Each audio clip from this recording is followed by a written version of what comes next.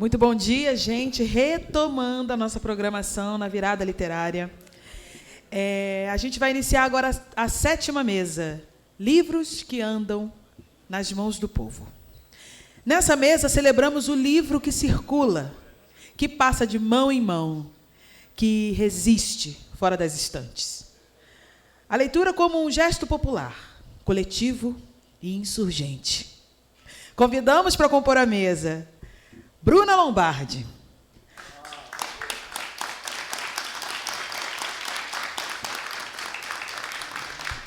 Atriz, escritora, ativista da sensibilidade.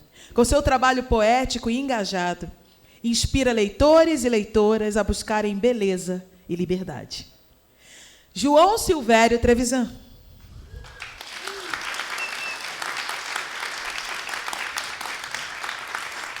Romancista, ensaísta e figura histórica do movimento LGBTQIAPN+, brasileiro, autor de Devassos no Paraíso e Pai. É referência para toda uma geração. Francis Manzoni. Escritor e articulador cultural, trabalha com bibliotecas comunitárias e acesso ao livro na periferia. E é ele quem abre esta mesa. Com vocês, Livros que Andam nas Mãos do Povo. Alô? Vamos lá. Bom dia a todas, todos. Sejam muito bem-vindos a essa virada literária na Virada Cultural de São Paulo. Prazer receber todos aqui nessa manhã. Essa é a mesa Livros que Andam nas Mãos do Povo. Vamos ter aqui uma conversa muito solta, agradável, com esses escritores incríveis, né, muito importantes aí na nossa literatura. E vamos falar sobre histórias gostosas, sobre prazeres, sobre liberdade, né? Temos aqui livros sendo lançados por esses dois escritores. Vou fazer uma brevíssima apresentação e já passar para as perguntas. Num segundo momento, eu gostaria de abrir para perguntas da plateia, que eu acho que fica muito legal quando vocês participam, né? Esse encontro é feito para vocês e para quem vai nos assistir depois. Então, temos o prazer de receber aqui Bruna Lombardi e João Silvério Trevisan, dois escritores que, por caminhos e estilos diferentes, criam histórias ricas em personagens que vivem ou procuram viver seus desejos de modo intenso, ou são simplesmente atravessados por eles, muitas vezes no limite da paixão, do tesão, extravasando sensibilidades e beleza filosófica, ora gozando intensamente a ousadia de certas liberdades. João Silvério Trevisan é escritor de ficção, jornalista, ensaísta, dramaturgo, diretor, roteirista de cinema, coordenador de oficinas de escrita e um dos principais nomes do ativismo LGBTQIA+, no Brasil. É autor de obras como Ana em Veneza, Devassos no Paraíso, Em Nome do Desejo, 6 Balas num Buraco Só, e vem desenvolvendo um projeto literário autobiográfico de peso, que teve início com a obra Pai, de 2009, Meu Irmão Eu Mesmo, de 2023, e está trabalhando no 3º volume da trilogia, que tem como título Antropofágico Amor. Mais ligado ao envelhecimento e a uma forma particular de espiritualidade. Bruna Lombardi é atriz, apresentadora, roteirista, produtora de cinema, poeta e romancista, também influenciadora. Em 1990, após ter publicado livros de poesia, como No Ritmo dessa Festa, de 76, Gaia, de 1980, e O Perigo do Dragão, de 84, lançou seu romance Filmes Proibidos, que agora foi relançado pela editora Record, numa nova edição, sobre o qual nós vamos falar aqui nesse encontro. Então, vamos começar aqui. Consegui bater um papo com os dois antes de fazermos esse encontro, isso é muito legal. Bruna, vou começar com ela. Esse livro fala de uma personagem que, nos anos 90, está em busca de experiências, aventuras, vem de uma geração, de uma mulher, uma mãe, que teve uma vida um pouco frustrada, em certo sentido, E ela está ali naquele momento de transformações, a virada dos anos 80 para o 90, de um início de novas tecnologias, mas ainda sem internet, sem aplicativos, né, sem toda essa forma de comunicação virtual que nós temos hoje. E aí eu gostaria que você falasse sobre esse livro no seguinte sentido. As pessoas se expunham mais naquela época em relação às suas relações afetivas, amorosas, em seus encontros. Conta um pouco a história dessa personagem para a gente. Bom, esse livro, o interessante desse romance, para mim, a surpresa de estar aqui agora com uma nova edição do Filmes Proibidos, é porque ele é um romance que se passa antes da internet, antes de existir sequer celular. No entanto, ele foi reavivado, ele foi revisitado e trazido à tona justamente pela internet. Então, é quase contraditório, né? Uma história que virava uma década, um século e um milênio, né? Porque a gente teve, nesse momento, a virada de um milênio. Então, essa coisa que estava no ar, essa energia do ar, estava um pouco em todos nós, né? O que será, o que nos espera. E como nós estamos agora, de uma outra maneira, com a inteligência artificial, né? O que virá, o que nos espera, o que será, o que seremos em um ano. Mas, naquele momento, esse livro ele atingiu muita gente, ele entrou para a lista dos mais vendidos, mas eu jamais imaginei que, décadas depois, ele voltaria à internet com frases, essas como você assinalou, porque é interessante que todo mundo que lê o livro risca frases, assinala frases, marca frases. Ou seja, tem algumas frases ali que tocam as pessoas de uma forma especial. E essas frases justamente começaram a voltar à tona através das minhas redes sociais, a Rede Felicidade, de tudo aquilo que a gente trabalha na internet. E aí foi um passo para acontecer a reedição. O que eu percebi, e que foi para mim uma surpresa, na verdade, para ser honesta, eu nem tinha pensado nisso. Eu estava ocupada com outros trabalhos e não tinha pensado que o livro ele resistiu, ele resiste ao tempo, né? E isso é muito interessante para mim. E por que ele resistiu? Porque sentimentos, por mais tecnologia que a gente tenha, por mais aplicativos, por mais facilitadores e ferramentas que a gente esteja usando, os nossos sentimentos, aquela coisa bruta que nos pega, que nos machuca ou que nos faz bem, que nos move, que nos enlouquece, enfim, aqueles sentimentos de cada um de nós, e eu vou falar sobre isso no livro, eles não mudam. Eles permanecem independente do que acontece com o mundo. Ou seja, nós somos seres que dentro de nós existe um mundo, um universo em evolução, e esse universo ele se transporta. Para ele não existem fronteiras, não existem novos inventos. Seres humanos estão com essa carga emocional de busca, de desejo, de tesão, de paixão dentro de si, e ela vai acontecendo ao longo da nossa jornada. Esse livro, especificamente, é um livro que trata de uma garota de 30 anos que se apaixona assim, de perder o rumo, de perder realmente quase a própria identidade.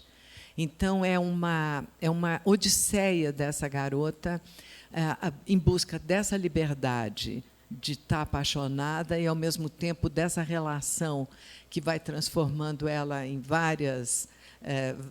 com vários acontecimentos e de tudo como ela se joga na vida, até tentando esquecer essa paixão e caindo em outras ciladas. E o livro tem uma característica que eu brinco com as pessoas, eu digo o seguinte: se você já se apaixonou na sua vida, se você já esperou um telefonema que não veio, se você já sofreu, se já sentiu assim desgastado, já sentiu destruído por um amor e aquilo foi te acabando com você, se você já enlouqueceu de paixão e você ficou com muita vontade de dar uma volta por cima e de rir disso tudo, esse é o romance, porque ele fala exatamente disso, ele ri disso tudo. E é muito legal, Bruna, eu fiquei pensando num enquadramento histórico, né? Esse livro, a história acontece ali nos anos 90, onde havia uma busca por experimentações de liberdade, né? As mulheres estavam no momento de viver de uma maneira diferente, mais libertária em relação às gerações anteriores, como a mãe dela, que teve uma carreira em certa medida frustrada, né, como cantora de óperas e tal, e ela quer viver, e ela quer tudo aquilo. Eu fiquei imaginando se o interesse por esse livro agora, com as novas gerações, não está relacionado a um interesse dessas novas gerações por viver como aquele momento, aquela liberdade, né? Talvez essa relação por redes sociais e aplicativos esteja limitando um pouco as relações, não sei. Mas o livro ele traz isso. Ela conhece um rapaz saindo do cinema, ela vai aos cafés, ela vai ao teatro, ela anda pela cidade. Nós estamos falando de São Paulo, né? Ela frequenta, tem vários lugares que são mencionados no livro da cidade de São Paulo. Então você está na Vila Madalena, você está no centro de São Paulo, você tem espaços culturais que ela visita, enfim. Ela vai para o exterior em busca do afeto, né, da paixão dela. Então, é uma pessoa que está fisicamente nos lugares. Então, eu fiquei pensando na relação entre essas novas gerações, talvez querendo viver uma vida mais presencial, não sei. Nós estamos passando por um período complexo em relação às relações, né? As relações que eram muito próximas, muito assim, olho no olho, e quero te pegar, e quero sentir você, e vamos, sabe, me dar um abraço. Essa coisa física e emocional, ela passa por um outro caminho hoje, ela passa por algumas triagens, e nos torna mais cuidadosos, mais cautelosos, mais solitários. Eu acho que o livro também trata de solidão, dessa solidão da grande cidade. Nós vivemos em São Paulo. São Paulo é uma das protagonistas do livro. São Paulo está muito presente no livro. Ela anda a pé pela cidade, ela vai para lugares. Um momento em que tinha cinema de rua, muito cinema de rua, muita conversa de bar sobre filmes, sobre livros. Então, tem muita citação de música, de filme, de livro. Isso está muito presente no livro. Esse momento cultural que foi muito vivido, né? E que, ao mesmo tempo, nós continuamos assim, mas mais cautelosos. A solidão mudou de cara, mas continua a solidão, né? Essa solidão a dois, ou na multidão, ou, enfim, indo nos lugares, nos bares, indo dançar, indo para a balada, não deixa de ser uma solidão. Mas hoje é uma solidão diferente. Eu acho que hoje a gente está um pouco mais fechados. Nós estamos fechados em nós mesmos, de alguma maneira, porque o mundo vem a nós de uma forma ilusória, né? Lá, nesse momento, a gente ia ao mundo de uma forma ilusória. Mas, enfim, a dinâmica continua parecida, a geografia mudou. Perfeito, obrigado, Bruna. João, nós tivemos a oportunidade de tomar um café ontem, que foi muito agradável, para um chocolate quente, não foi um café. E foi muito bom, porque nós estávamos falando, ele até me recomendou a leitura de um dos textos dele, um outro texto que eu não havia lido, sobre a necessidade da escrita, né? A Bruna estava falando sobre essa solidão que atravessa muitos escritores, e esse texto falava justamente de uma necessidade de muitas pessoas têm de escrever, né? Uma necessidade vital. João é um grande mestre de oficinas literárias, inclusive está dando uma oficina literária no Sesc Pinheiros, né? Não sei se terminou nesse momento, entre muitas outras que ele já fez. Nós estávamos falando sobre essa procura, esse interesse, essa busca pelo leitor, né? Essa relação com o leitor. E eu disse a ele, você tem ideia da quantidade de pessoas que você impactou e impacta ao longo de gerações com a sua produção literária? Então, eu pedi a ele que fizesse um balanço disso, mas eu gostaria de falar sobre a produção mais recente, né? O Devassos no Paraíso, do João, é um marco. Para mim, foi um livro muito importante. E a produção dele, mais recente, que nem é tão recente assim, mas continua, é essa trilogia, né, de Pai Pai, Meu Irmão Eu Mesmo, e que caminha para Antropofágico Amor, que está em produção. João tem 15 livros publicados na sua carreira literária, e me parece que essa trilogia é uma espécie de balanço, né, autocrítico da sua relação com a literatura, da sua própria história, né, como escritor. Gostaria que você falasse desse projeto. Bom dia a vocês. Eu quero agradecer de... Estão me ouvindo? Está saindo? Um pouquinho mais perto. Eu quero agradecer imensamente a presença de vocês aqui. Eu não tenho palavras para explicar a alegria e a importância que eu dou ao fato de vocês estarem perdendo uma manhã de domingo preciosa para vir aqui curtir a gente. É difícil de falar disso, porque vocês comprovam que a minha literatura faz sentido. No fundo, é basicamente o que acontece. Francis, eu não sei se eu vou responder com clareza as questões que você colocou, mas não existe escritor sem as pessoas que o leem. Porque nós estamos suplicando um contato, nós estamos suplicando um diálogo. A gente está escrevendo porque tem um monte de coisa que não cabe mais dentro da gente.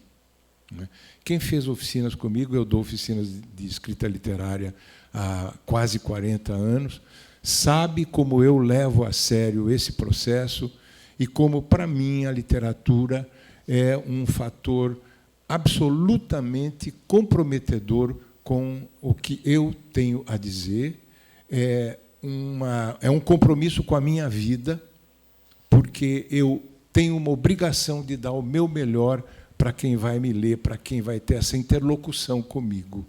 Eu levo muito a sério isso e tenho falado muito na oficina que eu estou dando, que eu comecei a dar. Vou ter uma aqui na Mário de Andrade em julho, também sobre autobiografia. A importância que me parece, não apenas um balanço que a gente faz para si próprio e si própria, mas uma resposta que a gente está dando de uma vida inteira para ficar exposta num livro.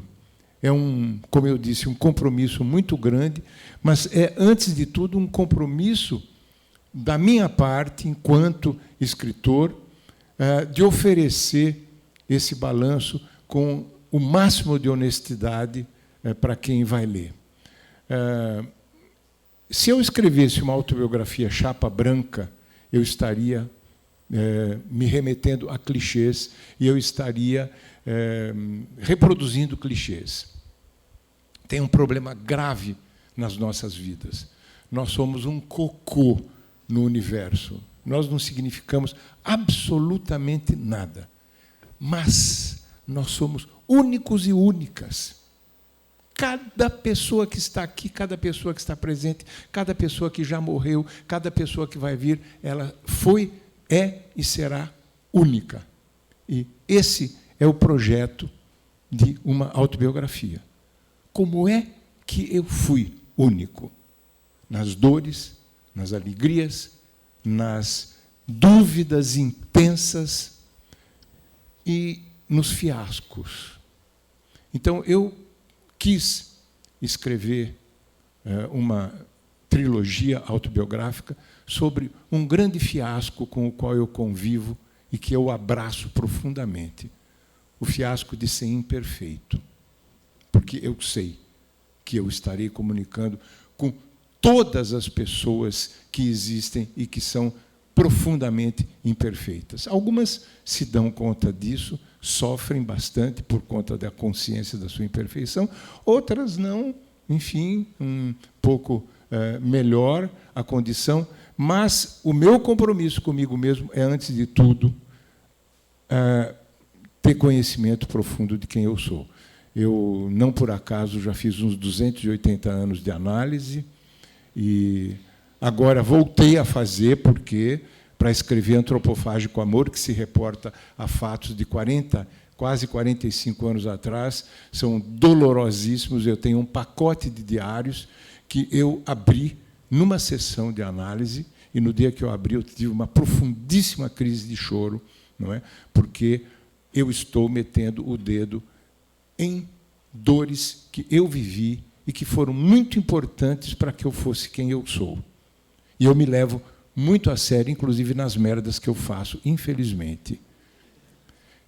Então, o que eu posso dizer para vocês é um pouco em torno da presença de vocês aqui, da nossa presença enquanto escritor e enquanto escritor. Nós não estamos brincando em serviço ao escrever, não é? E a gente espera que vocês leiam a gente como quem não está brincando em serviço também. Eu acho que eu estou deixando para vocês o melhor da minha vida, que é a minha obra. Não é uma trajetória muito agradável, nem sempre tranquila. Eu comecei com um filme proibido pela censura, eu tinha 26 anos quando fiz esse filme. Eu era muito louco e eu fiz um filme que eu achei que eu tinha o direito de fazer. Em 1971, eu fiz em 70, ficou pronto em 71, e foi considerado obsceno em quase sua totalidade pelo chefe da censura, não é? Então, eu acho que eu comecei aos 26 anos, eu já sabia que eu estava correndo riscos. E eu continuo correndo riscos. Em nome do quê? Do melhor que eu posso oferecer a vocês. Então, fica um pouco essas boas-vindas nessa manhã, dessa grande virada literária, para que a gente possa continuar conversando. Muito obrigado por terem vindo, de fato.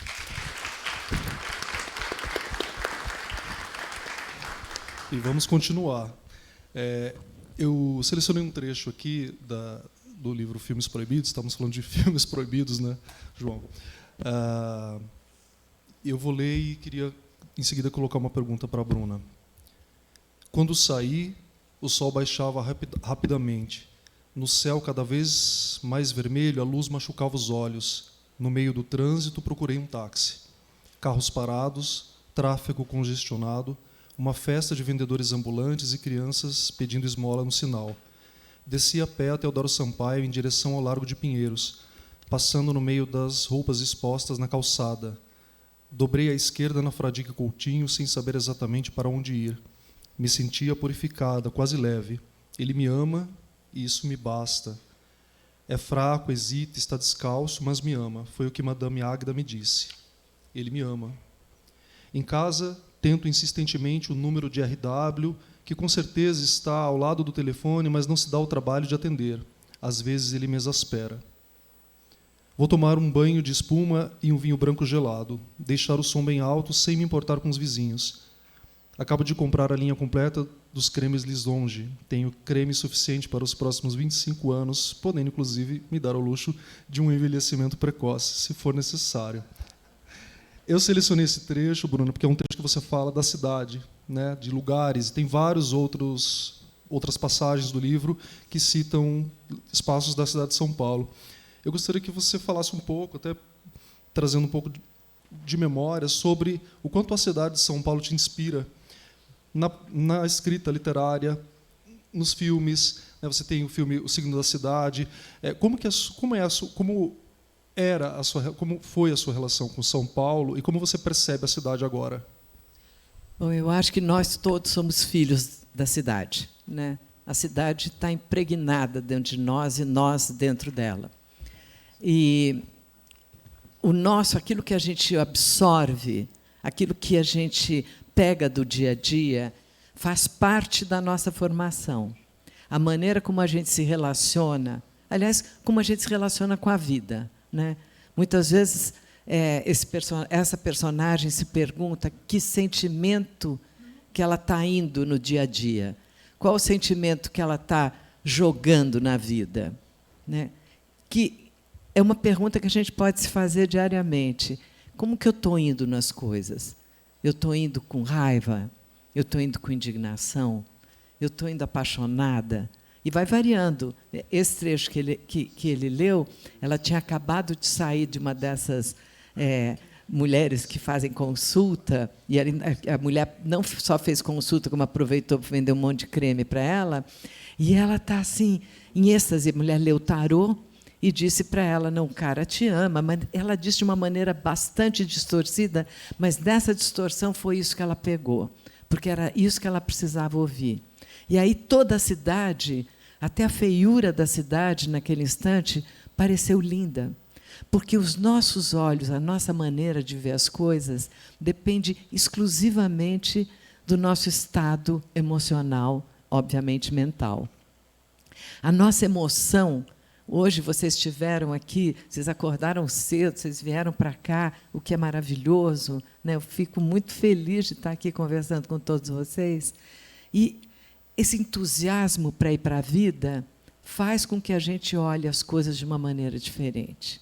Quando você está apaixonado, você é capaz de ver tudo de um jeito diferente. Mas, quando eu digo tudo, é aquelas coisas, a ninharia da vida, sabe? A desimportância do dia a dia, aquelas coisas que passam batidas.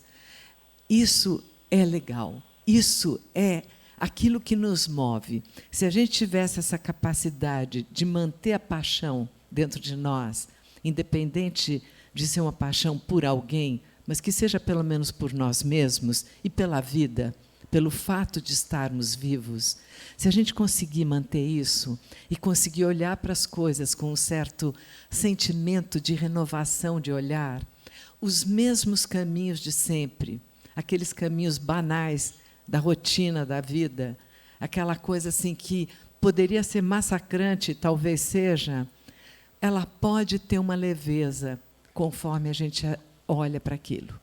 Então, o que eu acho que um livro pode fazer de melhor para nós, eu digo até como leitora, não só como escritora, é realmente nos transportar a um estado de mais consciência, a um estado de mais percepção, a um estado de sensibilidade maior com as coisas.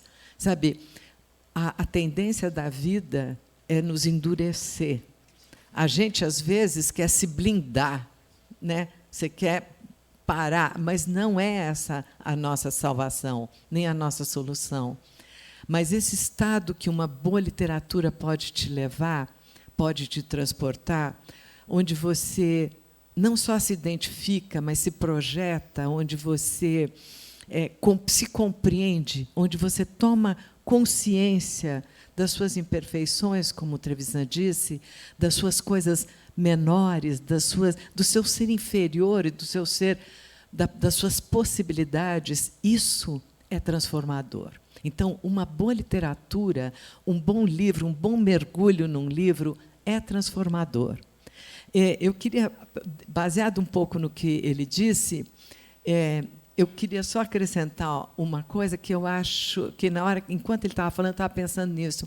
Falei assim, o autor, eu acho, falo por mim como autora, você escreve porque você precisa urgentemente escrever. É uma necessidade vital. Se você não escreve, você meio que morre por dentro. A necessidade de escrever é brutal, assim, ela te domina, aquilo é uma devoção. A palavra que eu uso é devoção, porque você obedece aquele impulso de verdade. Mas você não escreve para publicar um livro. Você não escreve, na verdade, naquele momento, para ninguém. Você escreve porque aquela história precisa ser contada, porque aquela história está dentro de você e precisa sair de alguma maneira. Ela, às vezes, sai de uma maneira, um poema, ou o que for, uma crônica, como se fosse assim, um canal que você capta. E eu vou dizer uma coisa, todos nós temos esse canal. É uma questão de deixá-lo aberto, dessa sensibilidade ser captada e a gente conseguir transmitir. Mas, ao mesmo tempo, eu concordo com ele que nós, como escritores, não existimos sem o leitor. Um livro, ele não existe sem um leitor. O Humberto Eco falava muito da obra aberta. A obra aberta significa o seguinte: o que eu escrevi aqui, eu vejo de um jeito, ele vê de outro, ele vai ver de outro, cada um de vocês vai ver de uma maneira. Não existe um livro absoluto, porque não existe uma pessoa absoluta que escreveu aquilo, e a percepção de cada um, a sensibilidade de cada um, o leitor é um autor junto com o autor. Porque o que é um livro? É asas à imaginação. Você está vendo uma coisa que não está te mostrando, teoricamente, uma imagem pronta, como quando você assiste uma coisa na televisão. Você está vendo uma coisa que você precisa imaginar aquela situação. Você precisa olhar e criar aquilo. Portanto, o leitor é um criador junto com o escritor. Ele cria a obra ao mesmo tempo. E ele cria a obra baseada na sua própria experiência. Como que ele conhece aquilo? De que maneira ele vê aquilo? Como ele se identifica com aquilo? Então, muitas vezes, um livro pega alguma coisa da pessoa lá atrás, uma coisa que a pessoa não lembrava, alguma coisa que ela foi e não resolveu, algum sentimento que ela fala, olha só, é isso que eu sinto, é isso que eu precisava, é isso que eu tinha que ouvir hoje, é isso que eu tinha que ler. E aí a imaginação dela vai criar essa história e ela vai embarcar nessa história. E o legal, o maravilhoso de um livro, para pegar o tema da mesa de hoje, é que um livro ultrapassa décadas, séculos. Eu tinha 16 anos, eu me identificava com um escritor russo morto há mais de um século. Como é possível? Eu nem sabia quem era a pessoa, mas aquela literatura, daquelas palavras, me abriam o coração, me faziam voar. Então, o livro tem essa qualidade, tem essa característica. Ele vai embora. Ele já não pertence a quem o escreveu. Esse livro já não é meu. Há muito tempo que ele não é meu. E ele é de cada pessoa que o lê. Ele é absolutamente... o autor se torna quem o leitor. O leitor é o autor do livro. O leitor vê a história, escolhe as frases como ele. O Francis mostrou para mim que ele riscou um monte de frases do livro.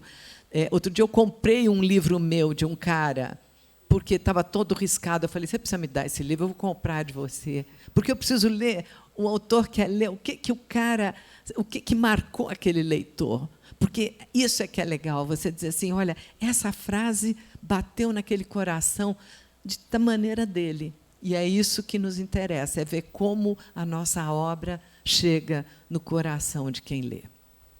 Maravilha.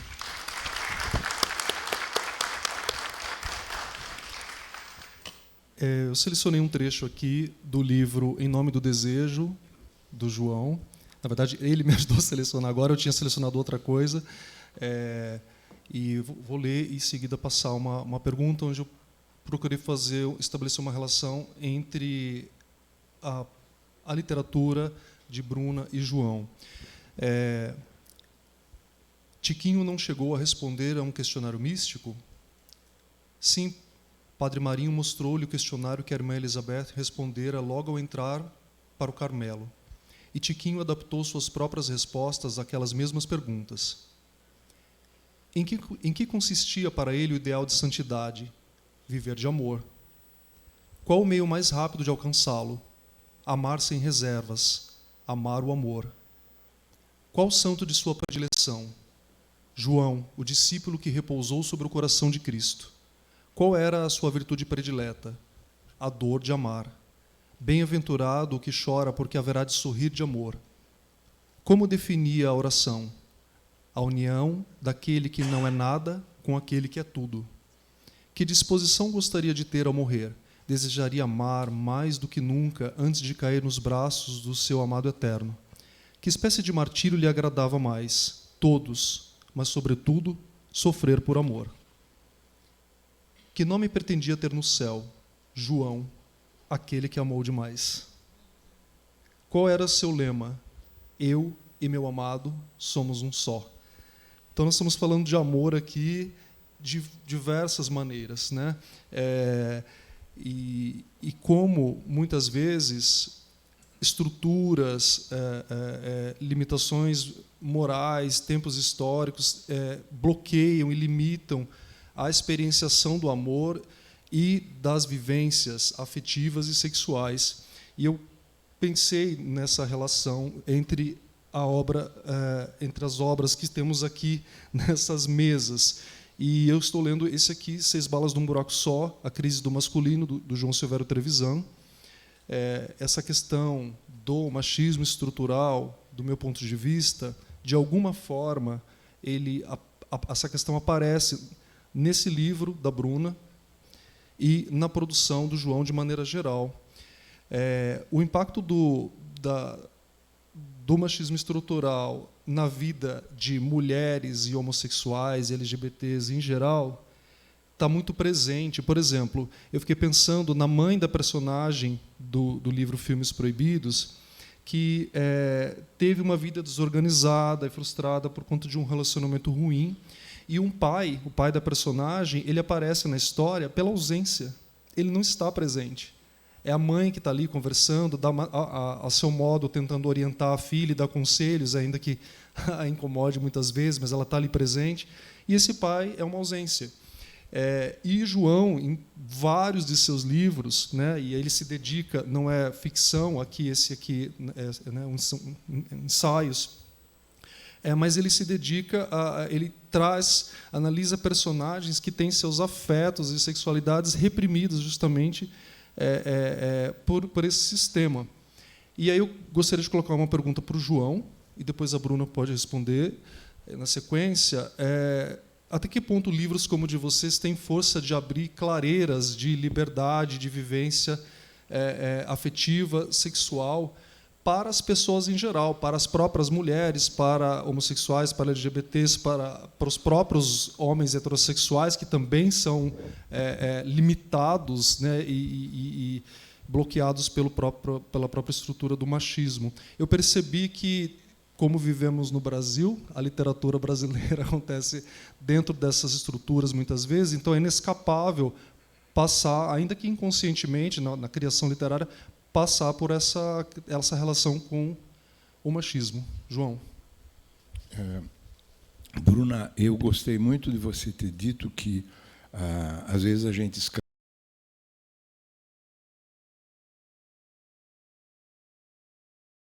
consiga responder nesses livros. Eu acrescentaria alguma coisa que me preocupa imensamente ao escrever, e tem tudo a ver com a tua pergunta. Eu quero futucar as pessoas, basicamente. Eu quero instigar. Acho que uma boa literatura é uma literatura que coloca questões a serem respondidas, articula essas questões para que quem lê se veja diante do problema e diga: como é que isso vai ser resolvido? Como é que eu vou resolver? Ou seja, eu não curto literatura de mensagem. Eu acho que nós não temos direito de passar verdades para quem está nos lendo. Eu acho que a questão importante é jogar perguntas, não é? E fazer com que essas perguntas possam solicitar respostas que são, digamos, cruciais para quem está lendo. Em função da pergunta que o Francis colocou, ou da questão que ele colocou do machismo estrutural, eu acredito que o machismo é alguma coisa brutalmente presente em nossas sociedades, não apenas em relação às mulheres, não apenas em relação aos estilos de vida sexual, homossexualidade, bissexualidade, LGBT, XYZ, na cama ou fora da cama, mas acho que é um grave problema que perpassa racismo, que perpassa a destruição da natureza, que perpassa a questão da relação com deficientes físicos e enfim, todos os sentidos, porque nós estamos sendo governados por pessoas que estão compenetradas, que estão assumindo o seu papel enquanto hegemônicas e hegemonicamente falocráticas e hegemonicamente machistas. Então, o que eu quero dizer, respondendo à questão colocada pelo Francis, é que o machismo não é uma coisa pontual. É um problema gravíssimo. Eu escrevi 6 Balas num Buraco Só. A primeira versão foi publicada em 1998. É um dos primeiros livros a tratar das questões do masculino, um dos primeiros ensaios. É um ensaio complexo, porque vai até faz um levantamento histórico, um levantamento psicológico, enfim, é um entrecruzamento, é um estudo interdisciplinar, não é? E quando eu relanço 2 anos atrás, eu verifico que as coisas pioraram do ponto de vista, por exemplo, de feminicídio. Não é? Se na época, em 98, os Estados Unidos eram o país que tinha o maior número quantitativo e qualitativamente de violência contra as mulheres, atualmente é a Índia. E a Índia entrou num processo de uma cultura do estupro.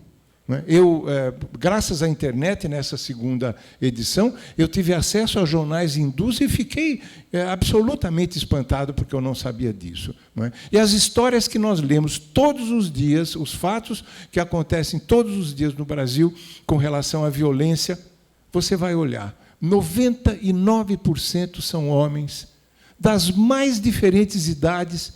É um espanto a gente verificar que crianças estão indo para a escola para esfaquear ou dar tiro dentro da escola. Não apenas no Brasil, mas esses temas chegam até a gente.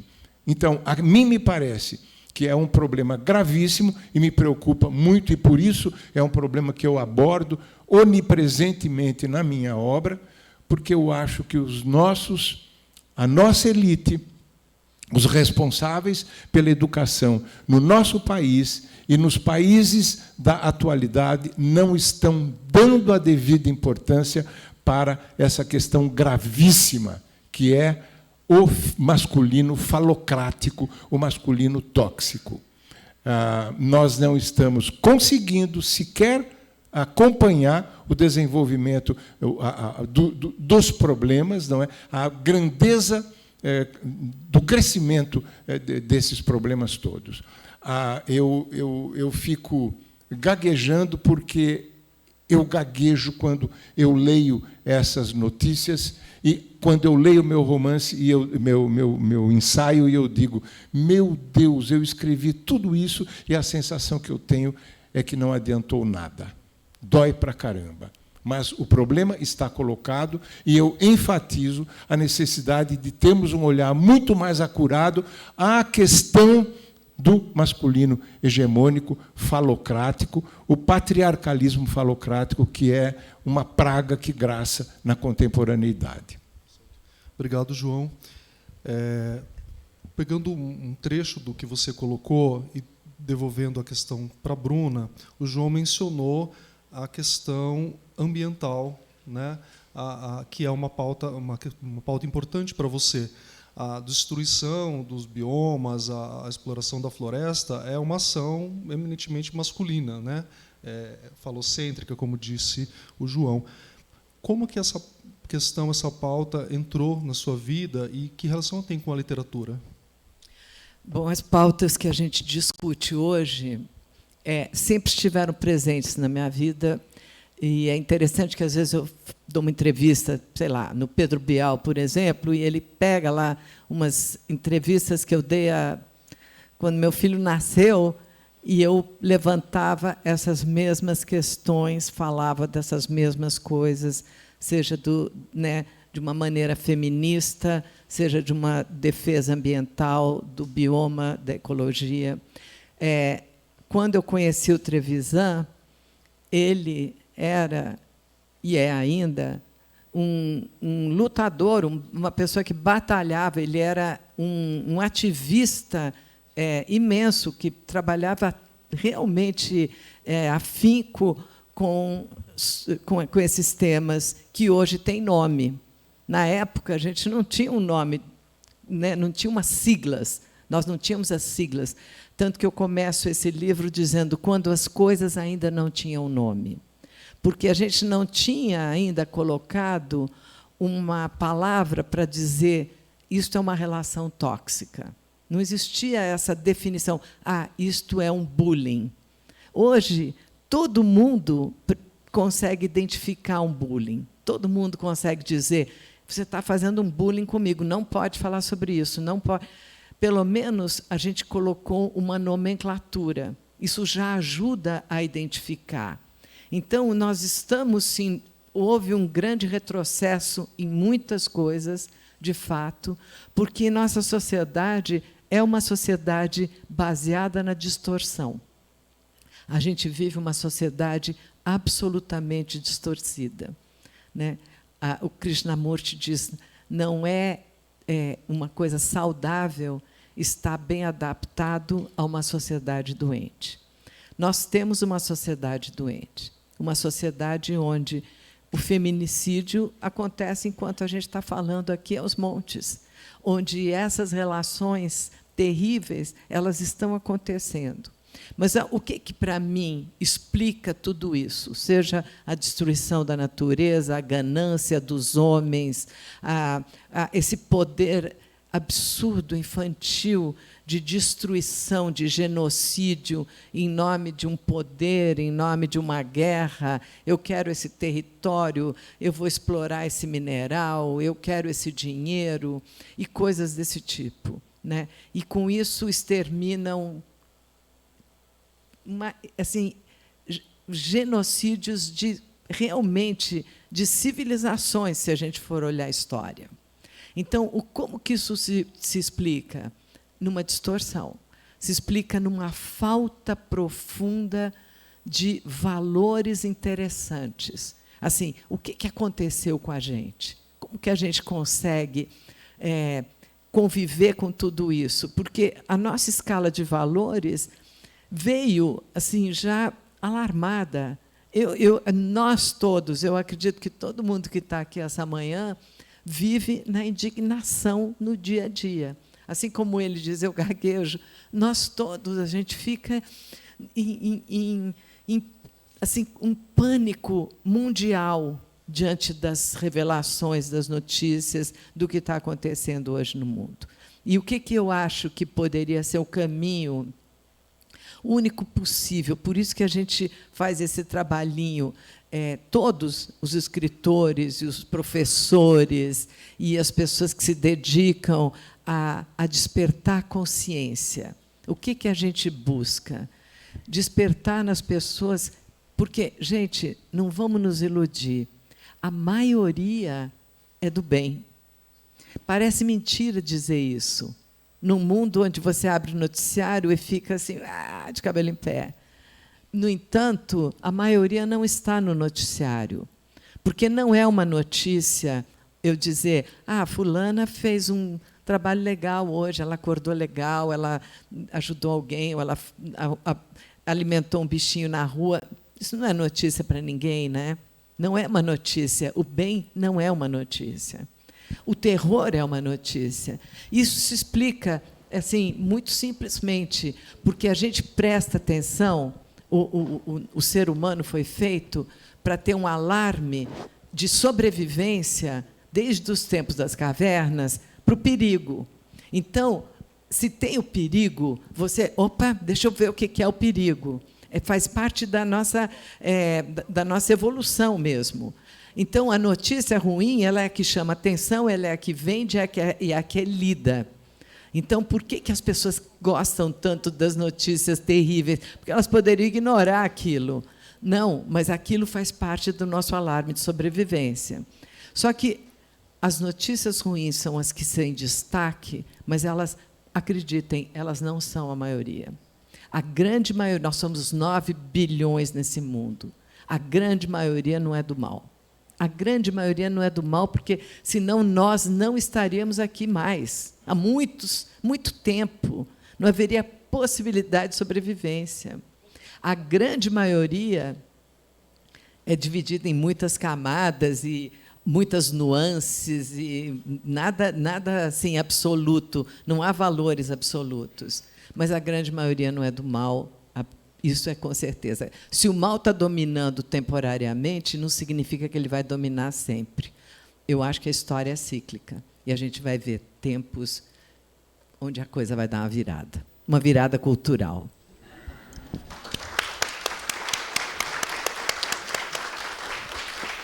Bem, estamos caminhando para o final, temos aí alguns minutos. Eu vou passar para perguntas da plateia. Eu vou pedir, como nós não temos tanto tempo, quem tiver uma pergunta para a Bruna e quem tem uma pergunta para o Trevisan.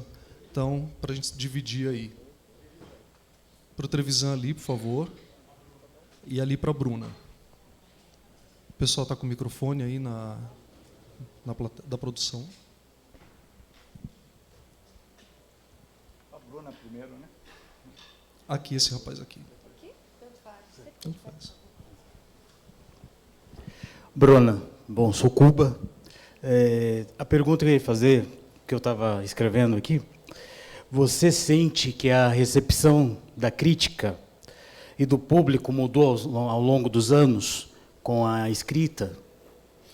Bruna, desculpa te interromper. Eu vou pedir para o outro rapaz fazer a pergunta e, se vocês puderem, nessa parte das respostas, serem mais objetivos, aí talvez a gente consiga incluir mais 2 pessoas para perguntar. Meu nome é Sandro, sou de São Roque, terra do grande amigo seu, o Darcy Penteado. Seria referente ao Darcy Penteado, que eu queria comentar. O falecimento do Sebastião Salgado, ele falava que ele escrevia por meio das fotos. Considero que o Darcy fazia o mesmo, escrevia por meio das artes plásticas. E pelo fato dele ter sido pioneiro do LGBTI, fez campanhas pioneiras também do Ministério da Saúde, do combate à AIDS. Infelizmente, há mais de 40 anos, o acervo que ele doou para a prefeitura fica lá, no mesmo prédio que eu conheci ele pessoalmente na Brasital. Por sorte, nós temos uma amiga pessoal, a Jaqueline Ferreira, que é curadora daquele acervo. E eu, com muita dor no coração, falo, como são roquense, será que precisaríamos fazer igual a Bapuru, que hoje em dia está em Buenos Aires, esse acervo nosso, do Darcy Penteado, do seu grande amigo, que eu não tive a oportunidade de ser amigo, vir aqui para São Paulo? Queria fazer essa pergunta. Ele não entendeu a pergunta, se puder ser mais específico. Tá. Darcy Penteado. Sim, não, é só a pergunta no finalzinho, tá. Eu não entendi. Será que o acervo, que está lá em São Roque há mais de 40 anos, que ele doou para a prefeitura, e infelizmente até hoje não foi exposto de maneira correta, será que a gente precisaria fazer igual a Bapuru, que hoje em dia está em Buenos Aires, trazer aqui para São Paulo? Ir para outro país para ser cuidado. Teve que ir para lá o quadro da Tarsila, não é? Olha, eu sei de toda essa história do acervo do Darcy, é absolutamente lamentável. Darcy doou isso para a sua cidade, para São Roque. A Jaqueline vive desesperada, tentando enfim, arranjar um jeito de levar a sério a conservação disso e divulgar. Pelo que eu sei, existe problema com a própria família.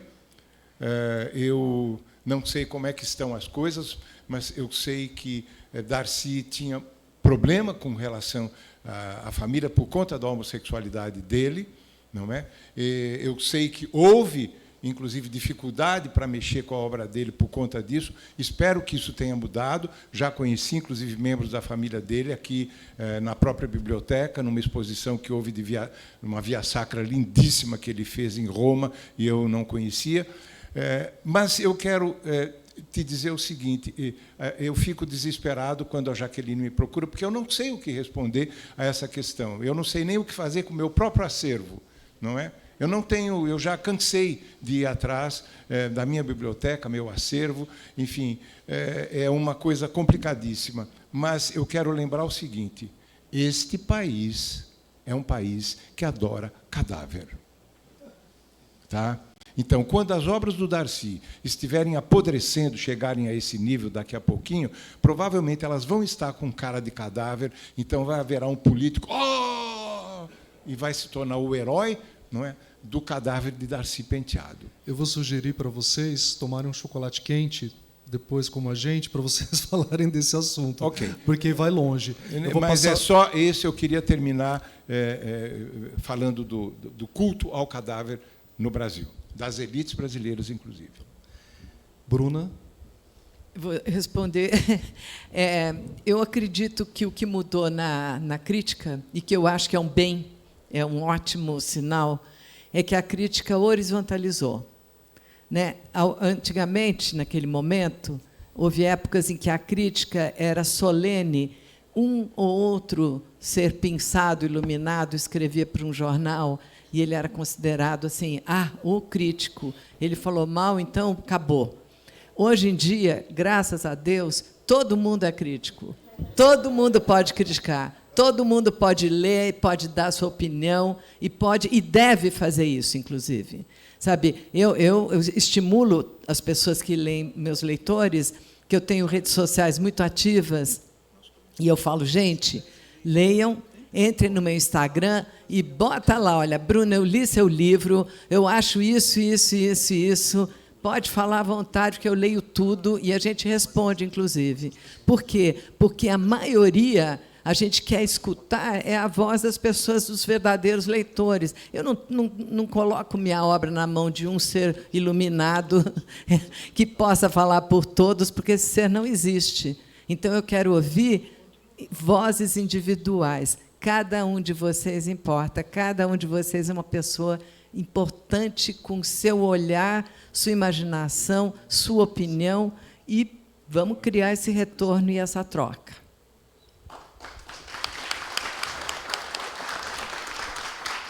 Temos mais perguntas aqui. Para Bruno Lombardi, um bom dia a todos.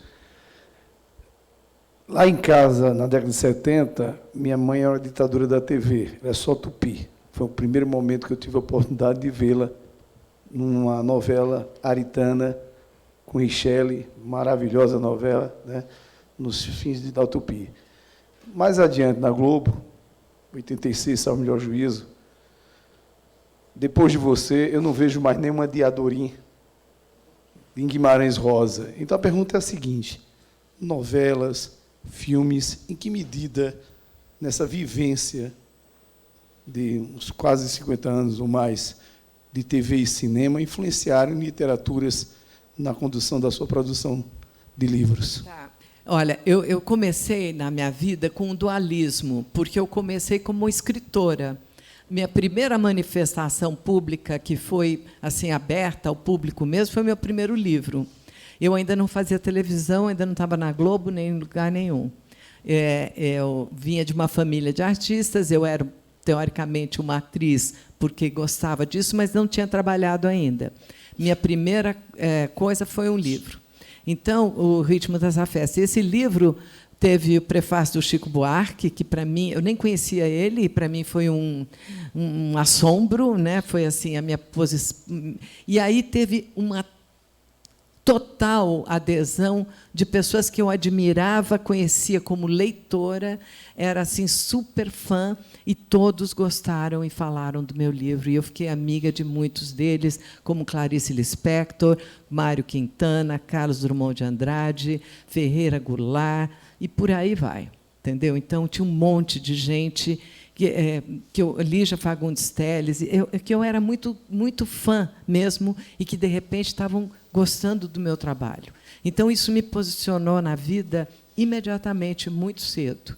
Mas, daí fui trabalhar. Mas eu sempre vivi com essa dicotomia entre escrever, ser uma escritora, e ser uma atriz. Aí eu consegui juntar com muita felicidade essa dicotomia na hora que eu passei a produzir, a escrever, a roteirizar, a produzir, a criar e ser dona dos meus filmes. Então, a gente fez um monte de filme e depois a gente fez uma série na HBO, 3 temporadas de uma série para a HBO que eu escrevi sozinha, que chamava A Vida Secreta dos Casais, onde eu escrevi a série, protagonizei, era produtora, era showrunner, fazia um monte de coisa dentro dessa série, era uma loucura. Conclusão, eu vivi exausta, mas eu consegui juntar essa ideia, porque eu acho que todo o escritor é um ator para dentro. Todo escritor, todo leitor também, porque a gente está lendo aquilo, está imaginando, está vivenciando, está vendo, está tendo uma voz interior que lê aquela coisa de uma forma que é uma atuação. Então, o que pareciam coisas opostas, na verdade, era uma feliz união de uma coisa só. Eu me sinto muito grata, assim, tem muita gratidão mesmo dentro de mim de eu poder ter escrito e interpretado o que eu escrevi. Sabe? E eu garanto para você que, curiosamente, são 2 papéis muito diferentes. Eu, como atriz, não tinha a menor ideia do que eu tinha escrito como escritora, como roteirista. Assim, eu lia como se fosse pela primeira vez. Às vezes, eu estava contracenando com outro ator, né? Ele falava assim, mas você não sabe o texto? Você que escreveu? Eu falei, não, eu não me lembro, eu não sei. Não, sabe? Eu escrevi para 120 atores. Eu sou uma delas, entendeu? Então, tem essa dualidade mesmo. E essa dualidade me representa, é aquilo que eu sou.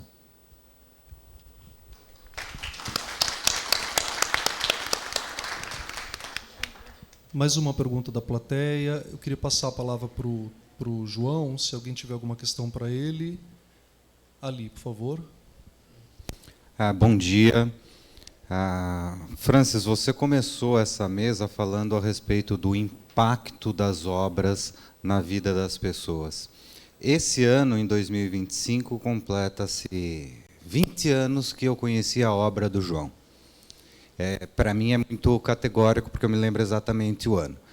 E, ao longo desses anos todos, a obra do João ela vem tendo impactos diferentes na minha vida, de acordo com o momento que eu vivo.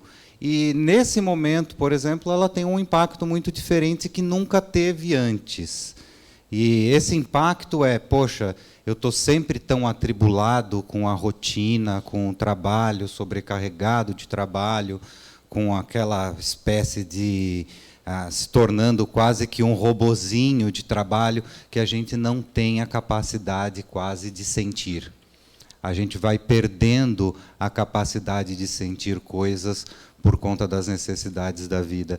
E a obra do João, nesse momento da minha vida, ela cumpre essa função de me resgatar a capacidade de sentir. E aí eu queria perguntar para o João se, João, você, em algum momento, já entendeu a sua obra, a importância da sua obra, nos tempos que a gente vive hoje, com essa função de nos resgatar a capacidade de sentir, principalmente pela visceralidade com que você trata os sentimentos? Wagner era tudo o que eu sempre sonhei. Tem sido tudo o que eu sempre sonhei, trabalhar com visceralidade. Isso é um puta risco. Eu tenho corrido um risco muito grande na minha obra. Eu não tenho escolha. Não é? Ou eu escrevo com risco, ou não é a minha obra. Então, agora, vou fazer 81 anos no próximo mês, e comecei este balanço, aos 70 e pouco, publicando Pai Pai. Por que eu decidi publicar essa minha trilogia autobiográfica, que se chama Trilogia da Grande Dor? Porque eu acho que eu tenho o direito de assumir absolutamente essa visceralidade. Estou escrevendo uma trilogia para fazer um striptease da minha alma. Se eu tive muita dificuldade na minha trajetória com relação enfim, a minha obra, eu julgo que eu não estou conseguindo diálogo com o meu tempo, não estou conseguindo uma interlocução que eu adoraria ter com o meu tempo. Basta ver os relatórios de venda dos livros. Não sou um caso à parte, pelo contrário, não é? O nosso mercado editorial é muito complicado, mas eu acho que o meu desejo no momento é tornar ainda mais visceral o que já era visceral. O que eu posso te dizer é que eu espero, sim, que eu continue instigando as pessoas, e espero que, francamente, a minha história de ativismo não crie ou deixe de criar preconceitos, para que eu possa ter um leitorado mais amplo. Eu escrevo para o povo brasileiro. Eu não escrevo para uma bolha LGBT. Não, eu estou discutindo, eu conversei longamente com o Francis a esse respeito, eu estou discutindo o meu país e o meu tempo. E gostaria muitíssimo de ter uma interlocução com o meu país e com o meu tempo muito mais intensa, sem deixar de lado a minha visceralidade, porque essa é a minha função. No meu romance Ana em Veneza, eu descrevo o escritor como aquele que fica na ponta dos pés para receber o raio, e ele recebe esse raio, e a sua função é transformar em luz. É uma obra que ilumina. Em outras palavras, eu goste ou não, eu estou assumindo um papel profético. E isso, para mim, é importantíssimo como sentido da minha vida.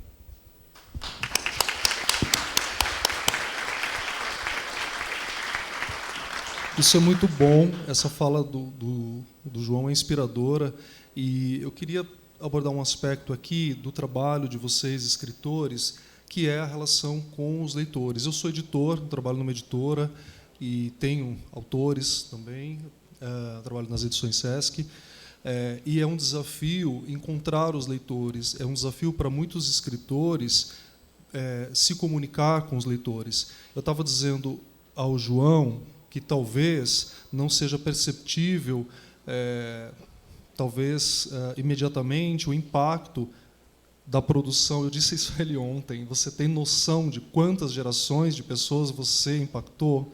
Talvez, né, isso se materialize de alguma forma, e acredito que vai acontecer.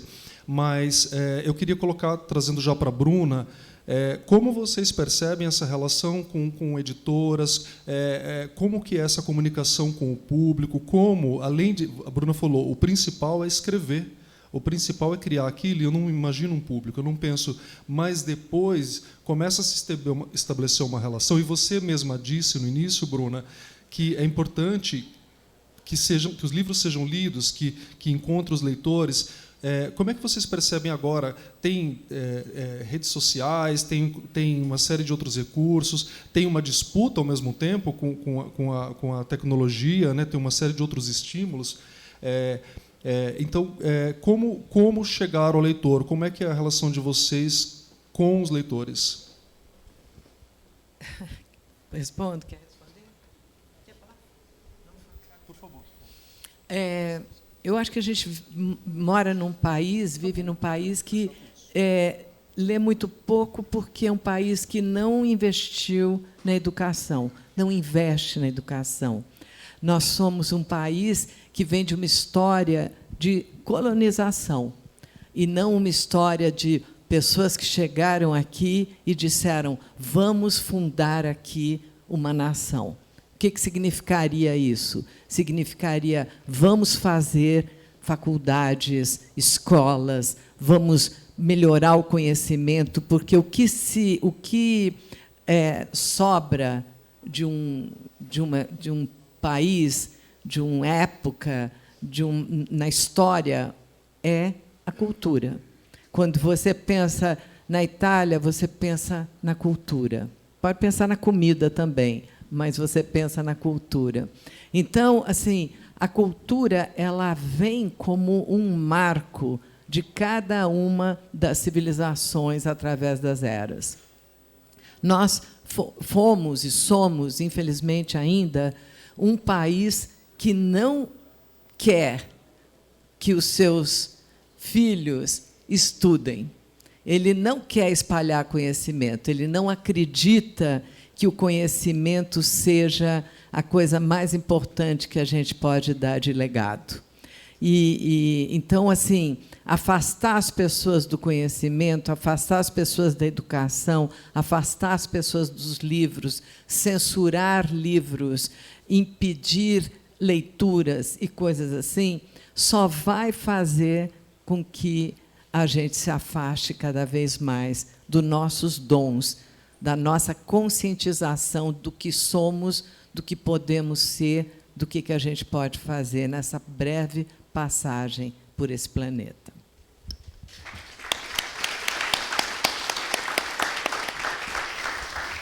Queria aproveitar, nós estamos falando dessa difusão, de promoção de livros, dizer o quanto é importante termos esse espaço e esse evento, essa virada literária dentro da virada cultural. É muito importante. A literatura e os livros precisam de estímulos, de promoção, de ações, né? As outras artes também precisam, teatro, dança. A música ela flui,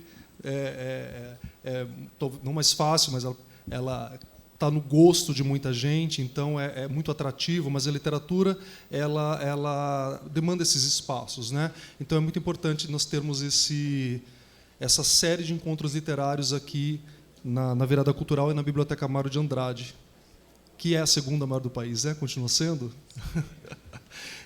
Então, eu gostaria de saber se tem ainda mais alguma pergunta da plateia para os escritores. Tem mais alguém aí? Sabe que eu comecei aqui, essa biblioteca, você falou nela, foi meu primeiro, fiz lançamento, fiz no Rio, fiz em São Paulo, mas fiz uma série de eventos nessa biblioteca junto com Inácio de Loyola Brandão. Nós dois sentados ali, recebendo público. Essa foi a minha primeira,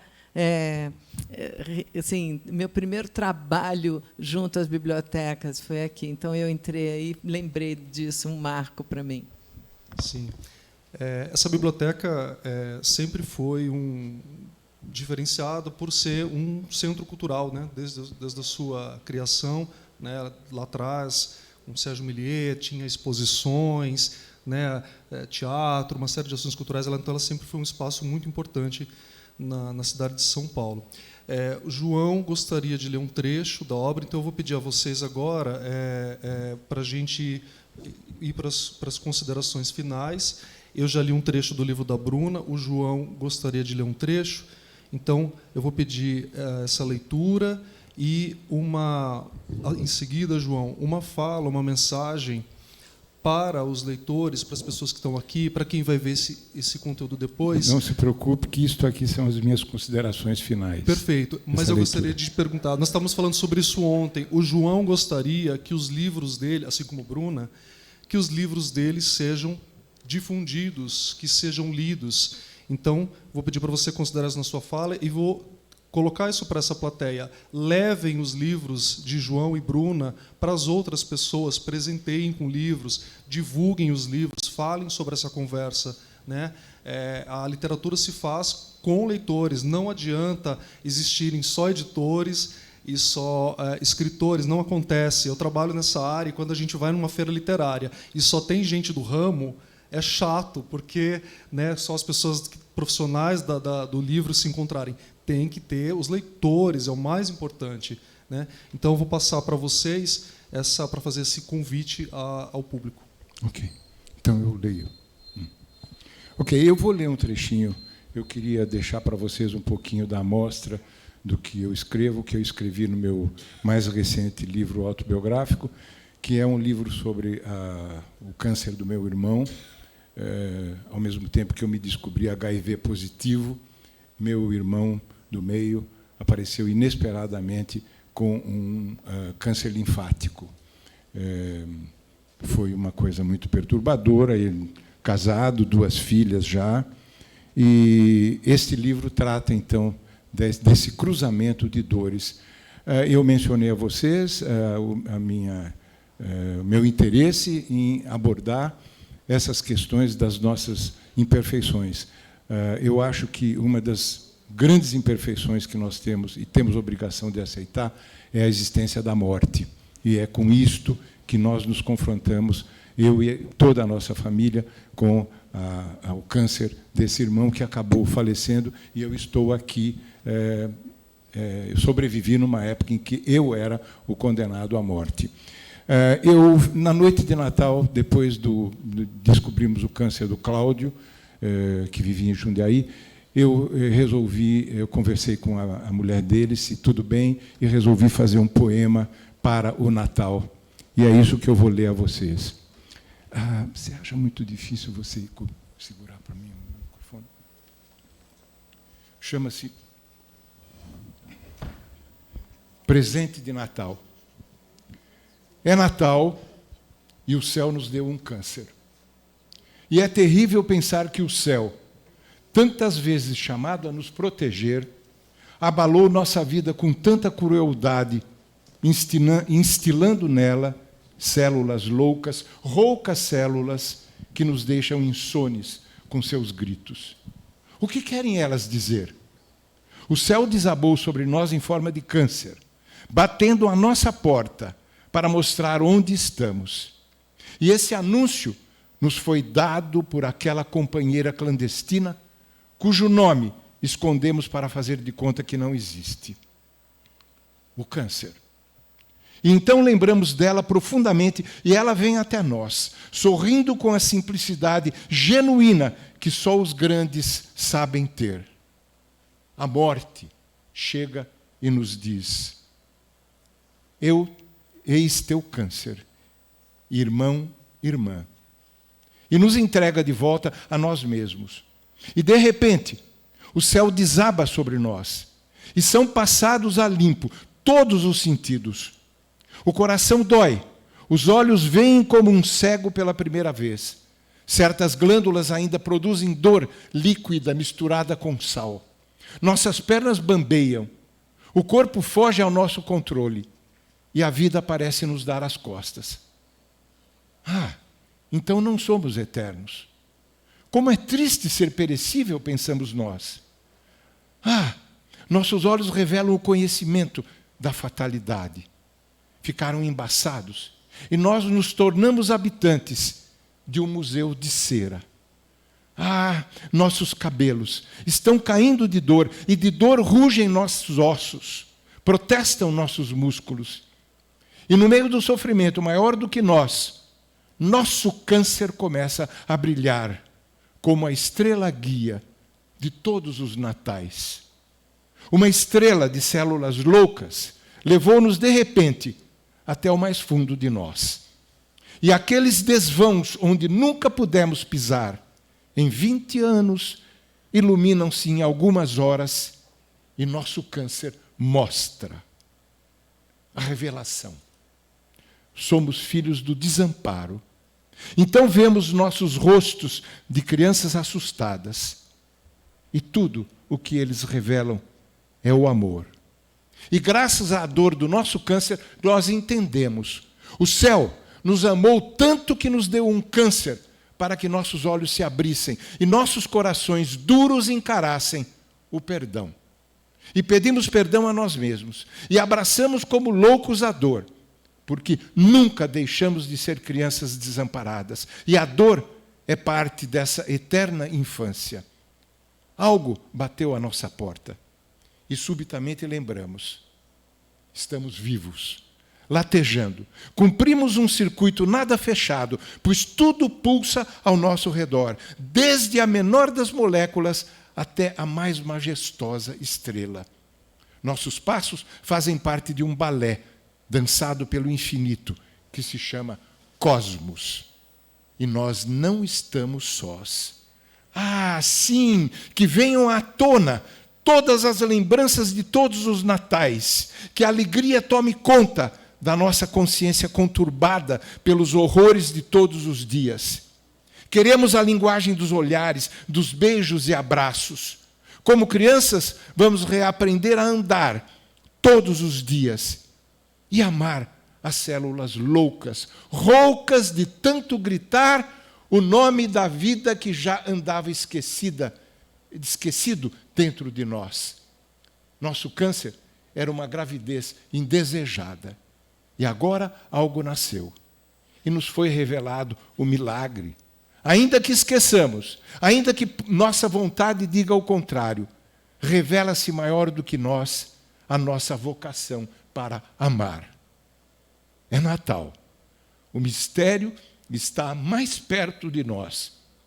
O céu nos deu um câncer, como uma estrela nova a brilhar. E nunca fomos tão amados, ó dor, para o Cláudio, que teve o nosso câncer, Natal de 1990.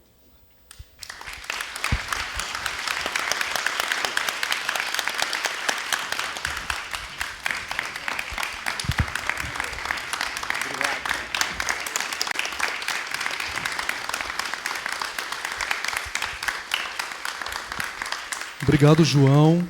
Obrigado, Bruna. Foi um encontro muito legal, muito bacana. E levem os livros desses escritores adiante. Obrigado.